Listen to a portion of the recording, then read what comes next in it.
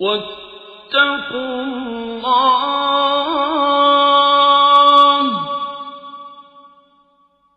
إن الله شديد العقاب.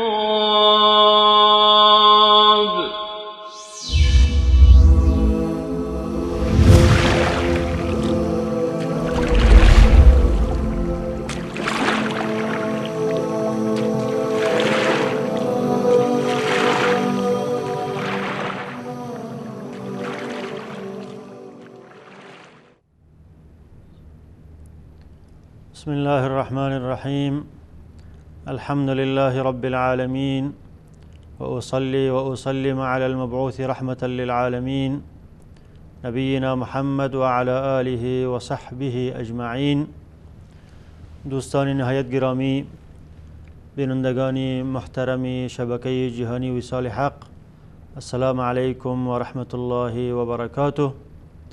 در قسمت 44 برنامه احکام فقهی در پرتو احادیث نبوی خدمت شما دوستان عزیز قرار دارم.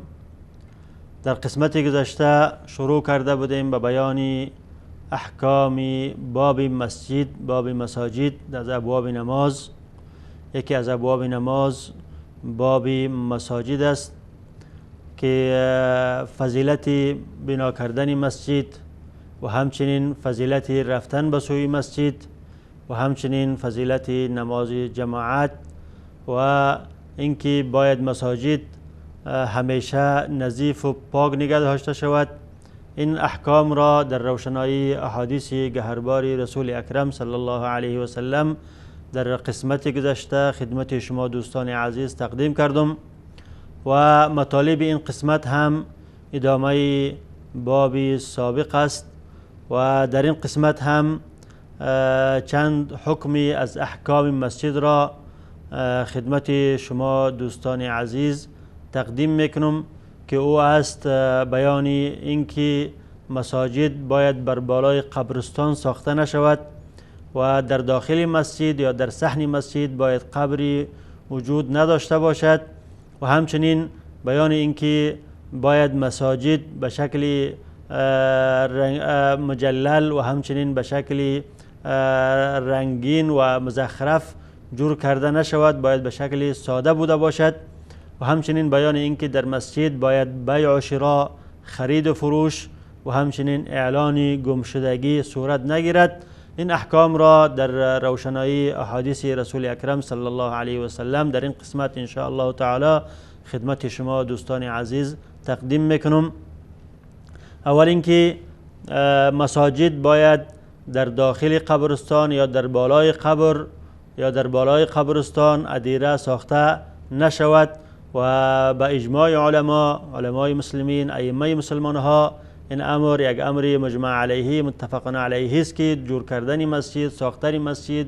در بالای قبرستان یا اینکه در داخل مسجد در صحن مسجد قبری بوده باشد یا نماز خواندن به طرف قبری امر محرم و ناجایز است و این مطلب را رسول اکرم صلی الله علیه و سلم در احادیث متعددی برای ما بیان کردند. از جمله حدیث متفق علیه است، حدیثی که امام بخاری و امام مسلم او را از صحابی جلیل القدر حضرت ابو هریره رضی الله عنه روایت میکند که پیغمبر اکرم رسول اکرم صلی الله علیه و سلم فرمودند: قاتل الله اليهود والنصارى اتخذوا قبور انبیائهم مساجد. الله متعال یهود و نصارا را هلاک کند، قاتل به معنای اهلک هلاک کند، یا اینکه با آنها لعنت بفرستد، لعائن خود را با آنها بفرستد. به خاطر چی؟ به خاطر اینکه اتخذوا قبور انبیائهم مساجد، آنها قبرهای پیامبران خودش را مسجد و جای نماز قرار دادند، یعنی قبرهای پیامبر خود را بر بالای آنها مسجد ساختند یا اینکه به طرف آنها به سوی آنها نماز خواندند.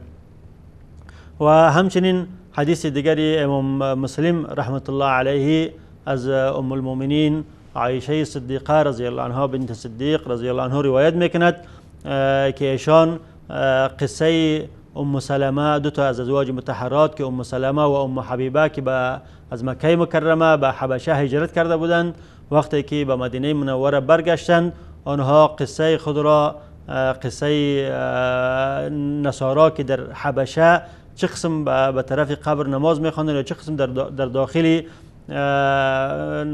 در داخل عبادتگاه های خود تصاویر و عکس های انبیا و مردمان نیک را نصب کرده بودند و طرف آنها نماز میخواندند. قصه آنها را ام سلمه و ام حبیبه رضی الله عنهما با پیغمبر صلی الله علیه وسلم کردند و پیغمبر صلی الله علیه وسلم فرمودند که ان اولئک اذا کان فیهم رجل صالح بنوا علی قبره مسجدا وصوروا تلك الصور اولئک شرار الخلق عند الله یوم القیامه. این یهود و نصارا کسانی هستند که وقتی که یکی از مردمان نیک در مابین آنها وفات میکند، پیغمبری در مابین آنها وفات میکند، انسان نیک در مابین آنها وفات میکند، آنها عکسی از او را میکشند و بر بالای قبری از او مسجد بنا میکنند و در داخل او مسجد عکسی از او را نصب میکنند و به طرف از او نماز میخوانند. اولئک شرار الخلق عند الله، آنها بدترین مخلوقات هستند در نزد خدا در روز قیامت. و همچنین حدیث دیگری امام بخاری رحمت الله علیه از صحابی جلیل القدر ابن عم نبی صلی الله علیه وسلم پسر عموی نبی صلی الله علیه وسلم عبدالله ابن عباس روایت میکند و همچنین در روایت دیگری از ام المؤمنین عایشه صدیقه رضی الله عنها روایت میکند که به رسول اکرم صلی الله علیه وسلم در آخرین ایام عمر مبارک خیش، در ایامی که در بستر موت بودند، در مرض مرگ بودند، در مرض موت بودند و احیانا بر بالایشان بیهوشی می آمد، وقتی که چشمان مبارکشان را باز میکردند سخنانی به صحابه کرام میگفتند. از جمله سخنانی که در آخرین ایام عمر مبارک خود گفتند این بود که ایشان فرمودند لعنت الله علی الیهود و النصارى اتخذوا قبور انبیائهم مساجد. لعنت خدا بر بالای یهود و نصارا باد که آنها قبرهای پیغمبران خیش را مساجد و عبادتگاه ساختند، بر بالای قبران پیغمبران خود مسجد و عبادتگاه ساختند یا این مسجد و عبادتگاه را بر طرف قبرهای پیغمبران خود ساختند و به طرف از او نماز خواندند. راوی حدیث عبدالله ابن عباس رضی الله عنهما میفرماید در آخر روایت که یحذر ما صنعوا، رسول اکرم صلی الله علیه وسلم با این گفتار گهربار خود، با این قول مبارک خود از آنچه که یهود و نصارا او را کردند از او مردم را باز می‌دارد، تحذیر میکند تا که مردم مسلمان ها از این کار باز بیایند و این کاری که یهود و نصارا مرتکب از او شدند مسلمان ها مرتکب از این کار نشوند. و همچنین امام مالک رحمت الله علیه در معطا از صحابی جلیل قدر عطا ابن یسار روایت میکند که رسول اکرم صلی الله علیه وسلم فرمودند اللهم لا تجعل قبری وثنا یعبد، ای بار الها قبر من را وثنی نگردان، یعنی بتی نگردان، مانند بتی نگردان که او عبادت کرده شود. قبر من را ای بار الها بتکده ای نگردان که مردم بیایند به خاطر زیارت و به جای اینکه سلام بیاندازند او را عبادت کنند. بعد از او فرمودند که اشتد غضب الله علی قوم اتخذوا قبور انبیائهم مساجد، غضب الله متعال، غصه الله متعال شدید است بر بالای قومی که قبرهای انبیای خود را مساجد گرداندند و به طرف قبرهای انبیای خود نماز خواندند و بر بالای قبرهای انبیای خود مسجد و عبادتگاه خود را قرار دادند. این احادیث و احادیث دیگری هم از رسول اکرم صلی الله علیه وسلم در کتب صحاح روایت شده است، دلالت به این میکند که جور کردن قبر بر بالای مسجد یا نماز خواندن به طرف قبر حرام و ناجایز است. به خاطر چی؟ به خاطر سد ذریعه، تا که منجر به عبادت غیر الله نگردد، تا که منجر به عبادت قبر یا بر نماز خواندن به طرف قبر نگردد و همچنین منجر به این نگردد که مسلمان ها در تشبه یا در مشابهت با یهود و نصارا قرار نگیرند، چون این کار همچنان که رسول اکرم صلی الله علیه و آله روایت شده که فعل یهود و نصارا بوده و مسلمان ها وقت این کار را هم میکنند مشابهت پیدا میکنند با یهود و نصارا و مشابهت با یهود و نصارا و کفار محرم است، لذا این کار هم محرم است. و همچنان وقتی که در بالای قبر مسجد ساخته می شود یا به سوی قبر مسجد ساخته می شود، به این معنا که در داخل مسجد چراغ ها در داده می شود و مسجد روشن می گردد و در دادن چراغ و روشن کردن قبر محرم و ناجایز است، چون وقتی که در داخل مسجد روشنایی صورت میگیرد، یعنی مسجد روشن کرده می شود، مثل که قبر روشن کرده شده باشد، بر بالای قبر چراغ در داده شده باشد و این کار محرم و ناجایز است. همچنان که امام نسائی و امام ترمذی از ابن عباس رضی الله عنه روایت میکند پیغمبر صلی الله علیه و سلم فرمودند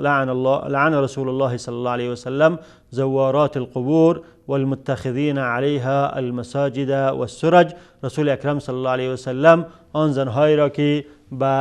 مبالغه و به زیاد قبر را زیارت میکنند، یعنی زیارت قبر را بار بار انجام میدهند و همچنین بر بالای قبرها مسجد میسازند و در او چراغ‌ها را در میدهند و این کار محرم است. لذا جور کردن مسجد بر بالای قبر هم محرم است. و همچنین دوستان عزیز، از جمله احکامی که تعلق میگیره به باب مسجد احکام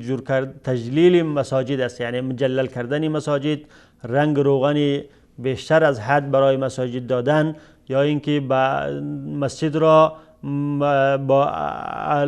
رنگ‌های مختلف رنگ آمیزی کردن و چون به خاطر از اینکه این کار چون منجر به این میشه که انسان از حالت خشوع و خضوع برآید و همچنین منجر به این میشه که انسان در حالت اسراف درآید و در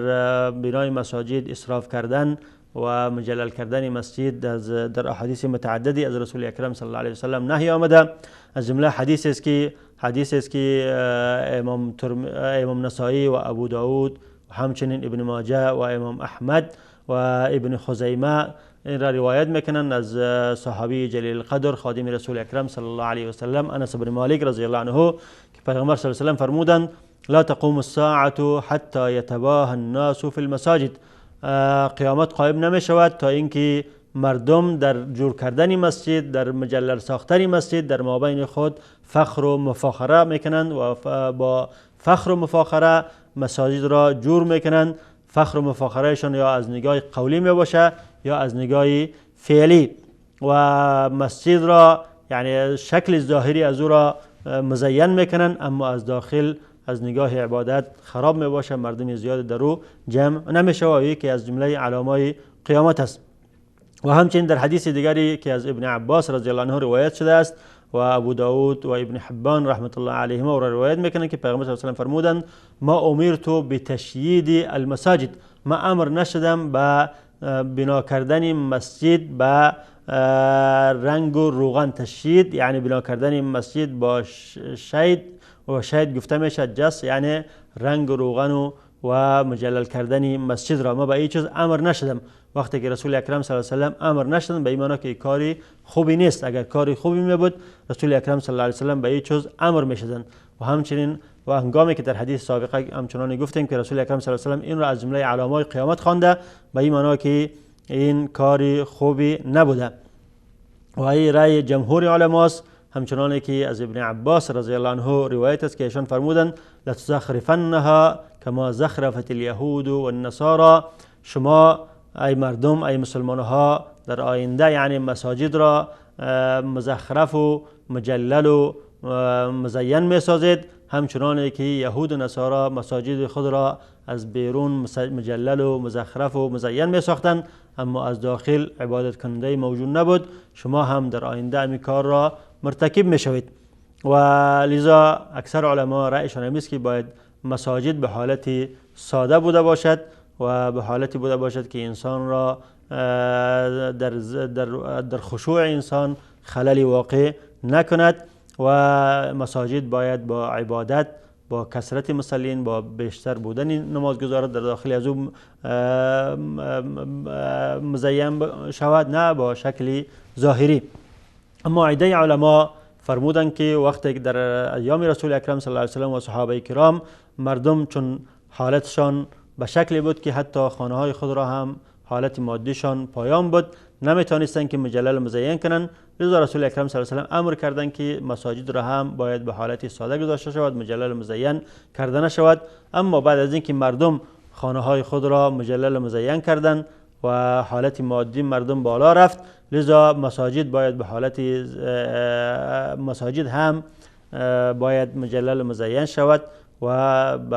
اشکال اگر شود اشکالی ندارد. اما رأی جمهور علما چون به ظاهر حدیث امیست که مساجد باید به حالت ساده گذاشته شود و از رنگ روغن رنگ آمیزی کردنی بیشتر و از زخرفه کردنی بیشتر که در خشوع مسلین در خشوع نمازگزارها خللی واقع کند در او صورت درست نیست و ناجایز است. و امام بخاری از ابن عمر رضی الله عنه روایت میکند که رسول اکرم صلی الله علیه و سلم هنگامی که مسجد خیش را بنا کردند و مسجد مبارکشان با گل دیوارهایشان از گل بود و سقفش از جرید نخل یعنی از شاخه های نخل ساخته شده بود، خرما ساخته شده بود و پایه هایی که در مابین از او داده بودند پایه هایشان از درخت های خرما بود. و در زمان رسول اکرم زمان خلافت ابوبکر صدیق رضی الله عنه در او چیز اضافه نشد در مسجد و هنگامی که حضرت عمر رضی الله عنه در مسجد اضافه کردند مسجد را بزرگ ساختند و به مو شکل اولی خود بزرگ ساختند در او هم کدام اضافه از حیث مزین تزیین دیگری در او اضافه نکردند، فقط مساحیش بزرگ ساختند و برای کسی که او را اضافه میکرد گفتند که اکن الناس و ایاک ان تحمر او تسفر فتفتن الناس، فقط مردم را از باران منع بکن، یعنی به شکل جور کن که فقط باران بر مردم نریزد یا اینکه برای مردم آفتاب نه آید و از سرخ کردن و یا زرد کردن مسجد خودداری کن تا که مردم در فتنه واقع نشوند. و ابن مطال رحمت الله علیه میگه که هذا يدل على ان السنه في بنيان المساجد القصد و ترک الغلو في تحسینها، و این دلالت به این میکند که سنت در ساختن مساجد امی است که انسان باید از میان روی کار بگیرد و اسراف نکند در جور کردن مسجد و در مزین کردن از او غلو نکند و باید مساجد به شکل ساده و به شکل ساده جور کرده شود. و اولین کسی که مسجد را به شکل مزین به شکل مجلل ساخت ولید ابن عبدالملک بود که آخر عهد صحابه بود، وقتی بود که عهد صحابه تقریبا خلاص شده بود و لذا وقتی که مسجد دمشق را به شکل مجلل ساخت تابعینی که در وقت موجود بودن علمایی که موجود بودن به او انکار کردند و گفتن که این از مخالف با فرموده رسول اکرم صلی الله علیه و سلم است. و بعد از دیدن یک میانه برنامه کوتاه خدمت شما دوستان عزیز هستم با ادامه مطالب در باب مسجد با ما باشید.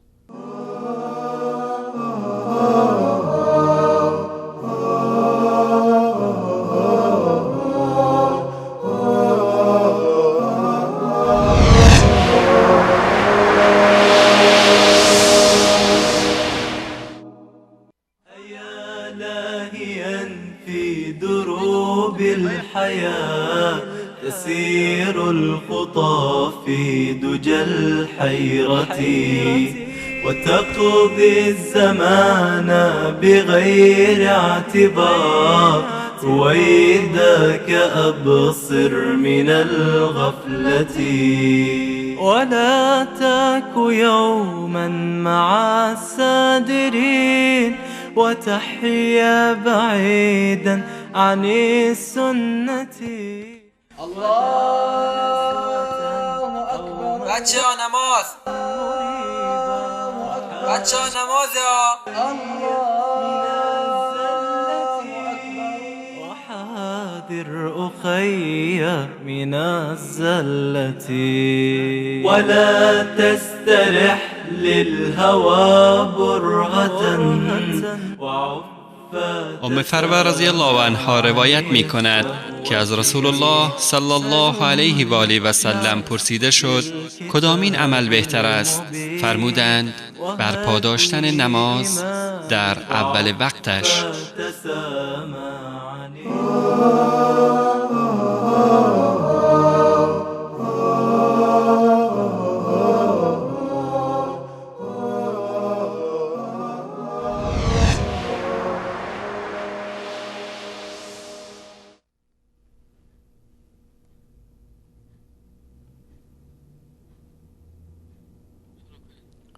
بسم الله الرحمن الرحیم.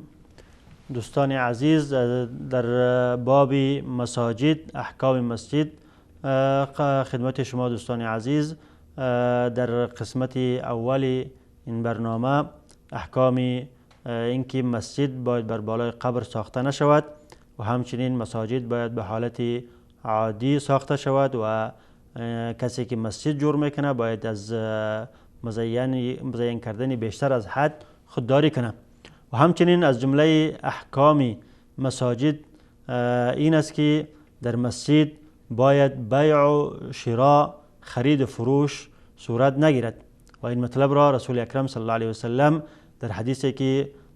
او را امام ترمذی و امام نسائی از ابو هریره رضی الله عنه روایت میکند بیان کردند که رسول اکرم صلی الله علیه و سلم فرمودند اذا رأیتم من یبیع او یبتاع فی المسجد فقولوا له لا اربح الله بیعک. هنگامی که شما شخصی را مشاهده میکنید که در داخل مسجد چیزی میخرد و یا چیزی میفروشد، یعنی خرید فروش در داخل مسجد انجام میدهد، برش بگین که لا اربح الله بیعک، خداوند متعال بیع و خرید فروش تو را به فایده نرساند، یعنی در خرید فروش تو خداوند متعال فایده و برکت را نه اندازد. و همچنین حدیث دیگری اصحاب سنن و امام احمد روایت میکنند از عمرو بن شعیب که از پدرش و از بابایش که ایشان فرمودند نهى رسول الله صلی الله علیه و سلم عن الشراء والبیع فی المسجد. رسول اکرم صلی الله علیه و سلم از خرید و فروش در داخل مسجد منع کردند، باز داشتند مردم را از اینکه در داخل مسجد خرید و فروش کنند. لذا رأی جمهور علما همیست که در داخل مسجد خرید و فروش کردن مکروه است و اما بعضی علما این نهی رسول اکرم صلی الله علیه و سلم در این احادیث را حمل به تحریم کردند و گفتند که خرید و فروش در داخل مسجد حرام است و در بعضی روایت ها میگه که رسول اکرم صلی الله علیه و سلم گفتند که فإن المساجد لم تبنى لذلك، مساجد برای مقاصد دیگری، برای آرمانهای دیگری جور شده و از جمله مقاصد و آرمانهایی که مسجد برای جور شده خرید و فروش دو نیست، بلکه مسجد جور شده به خاطر عبادت خداوند متعال، به خاطر خواندن قرآن کریم و به خاطر شورای مسلمان ها و به خاطر امور دیگری که دو بیع و شراء، خرید و فروش دو جمله نیست. و علما به اتفاق نظر دارند که اگر خرید و فروشی در مسجد صورت بگیره بیع منعقد میشه، یعنی بیع تمام است، بیع جایز، بیع صحیح است، اما این کار خودش از نظر جمهور علما مکروه است، نظر به احادیثی که خدمت شما دوستان عزیز تقدیم کردم. و همچنین از جمله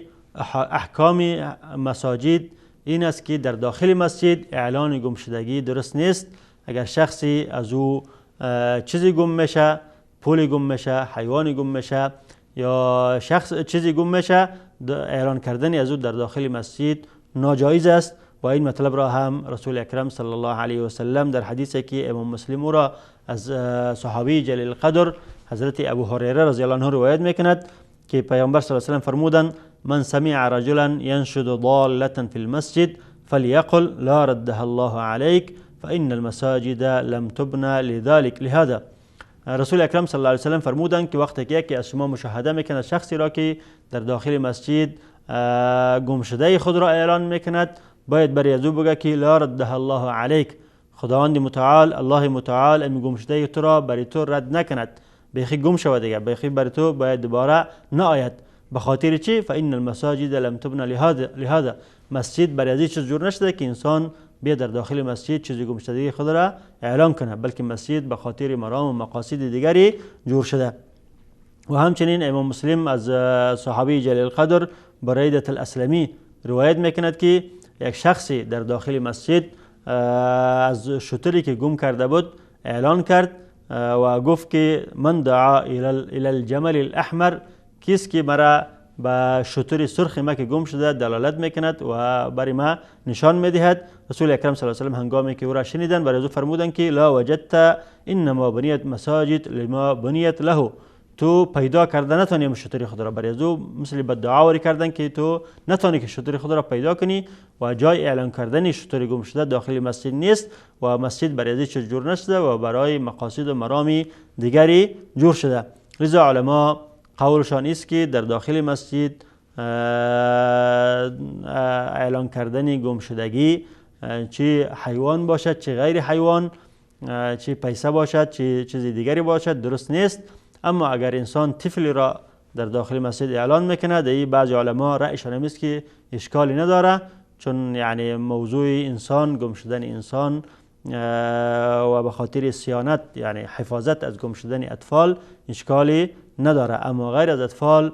هر چیز دیگری که در داخل مسجد از او اعلان گم شدگی میشه محرم و ناجایز است و در این رفع صوت است، بلند کردن صوت است که در داخل مسجد نهی شده که در داخل مسجد انسان باید آواز خود را بلند نکنه. وقتی که یک چیز را اعلان میکنه به این معنی که آواز خود را بلند میکنه و بلند کردن آواز بدون مقاصد مرامی که مسجد برای زود جور شده به دیگر چیزها درست نیست و ناجایز است. و همچنین از جمله احکامی که تعلق میگیره به مسجد این است که در داخل مسجد آیا جور کردن حفلات، برنامه های شعر، برنامه های سخنرانی درست است یا درست نیست. این مطلب را علما از حدیثی که حدیث متفق علیه است و امام بخاری و مسلم را از ابو هریره رضی الله عنه روایت میکند، این مطلب را استنباط کردن و او این است که ان عمر رضی الله عنه مر بحسان ينشد في المسجد. حضرت عمر بن خطاب امیر المؤمنین خلیفه دوم مسلمان ها در مسجد تیر میشد، از مسجد تیر میشد، دید که شاعر رسول اکرم صلی الله علیه وسلم حسان بن ثابت در داخل مسجد شعر میخواند و فلحظ الیه. حضرت عمر رضی الله عنه به طرف از او نظر انکار کرد. لحظ الیه نظر الیه نظر الانکار، یعنی به طرف از او نگاه انکار آمیز کرد، گویا اینکه کار از او را انکار کرد، تو باید کار نکنی. فقال قد كنت انشد فيه وفيه من هو خیر منك. ما در داخل این مسجد در حال شعر میخواندم که در این مسجد شخصی موجود بود که از تو کده و افضل و بهتر بود. یعنی در زمان رسول اکرم صلی الله علیه وسلم، در وقت وجود رسول اکرم صلی الله علیه وسلم من این کار را میکردم و رسول اکرم صلی الله علیه وسلم مرا از این کار منع نکرده و این کار جایز است. حضرت حسان بن ثابت که شاعر رسول اکرم صلی الله علیه وسلم گفته می شود و کنیهشان ابو عبدالرحمن و ابو ولید بود و شخصی بود که 60 سال در جاهلیت تیر کردن و 60 سال دیگه هم در اسلام و در زمان جاهلیت هم پیش ملوک، پیش پادشاه ها رفته شعر می‌خواندن و از آنها جایزه حاصل می‌کردن. وقتی که اسلام آوردن و شاعر رسول اکرم صلی الله علیه و مشهور شدن و در اشعار متعددی از رسول اکرم صلی الله علیه و دفاع کردند و در مدح رسول اکرم صلی الله علیه و اشعار متعددی سرودند که از جمله همین حدیث است که ایشان می‌فرماید که من در زمان رسول اکرم صلی الله علیه و در داخل مسجد ما شعر می‌خواندم و رسول اکرم صلی الله علیه و این کار را از این کار من را منع نکردند. لذا این حدیث دلالت به این میکند که در داخل مسجد بنابرای اکثر علما، جمهور علما در داخل مسجد شعر خواندن و همچنین قیاس میکنن به این خطابت کردن را، سخنرانی کردن در داخل مسجد را وقتی که در امور دینی بوده باشد هیچ اشکالی ندارد. و حدیث دیگری که قبلا گفتم از عمرو بن شعیب که اصحاب سنن روایت میکنه که نهار رسول الله صلی الله علیه و عن الشراء والبيع في المسجد و بعد در ادامه میگه که و ان تنشد فيه الاشعار. و این حدیث را لذا علما حمل به این میکنه که اشعار جاهلی بوده باشد، اشعار جاهلی، اشعاری که دو غزل بوده باشد در داخل مسجد خواندن از او یا قسم اشعار درست نیست. اما وقتی که اشعاری بوده باشد که در وصف دین بوده باشد، در مدح رسول اکرم صلی الله علیه و آله بوده باشد، در بیان احکام شریعت بوده باشد هیچ اشکالی ندارد. و بعضی علما حدیث حسان بن ثابت را حمل به این کردن که مکروه تنزیهی کردن، یعنی درست است اما به شکل تنزیهی است. و حدیث عمرو بن شعیب را حمل به این کردن که او مکروه است و اما حدیث حسان را حمل به جواز کردن، لیکن رأی اکثر علما هم است که جایز است، هیچ اشکالی ندارد در صورتی که اشعاری بوده باشد که دو غزل نباشد و همچنین اشعاری بوده باشد که دو اشعار جاهلی نباشد، اما اشعاری که دو وصف رسول اکرم صلی الله علیه و سلم، بیان احکام دینی و این چیزها بوده باشد اشکالی ندارد. همچنانه که از ابن العربی رحمت الله علیه روایت شده که ایشان فرمودند لا بأس بانشاد الشعر فی المسجد اذا كان في مدح الدین و اقامت الشرع. وقتی که اشعاری در مسجد سروده میشد که در مدح دین است و در بیان احکام شریعت است، دو اشکالی نیست. و در اینجا وقتی این برنامه ما، این قسمتی از برنامه ما به پایان میرسد